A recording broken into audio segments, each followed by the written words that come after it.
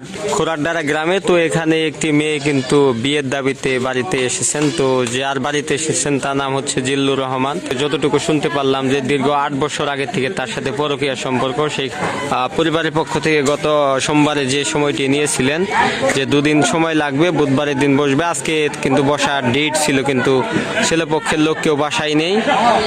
সেই মেয়েটি কিন্তু আজকে আবারও তার বাসায়।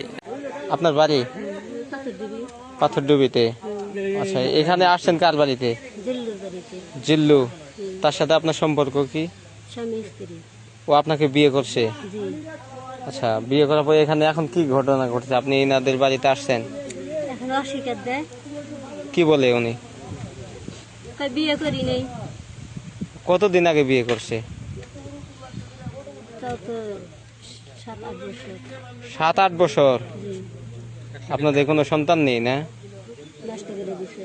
ও আচ্ছা। তো তারপর বাড়িতে আসার পর কি ঘটনা ঘটলো এখানে এদের বাড়িতে আসার পর? মহিলাগুলো টাইনে আমাকে এখানে রেখে গেল, রাস্তায় রেখে গেল। আমার নাম মোহাম্মদ আব্দুল।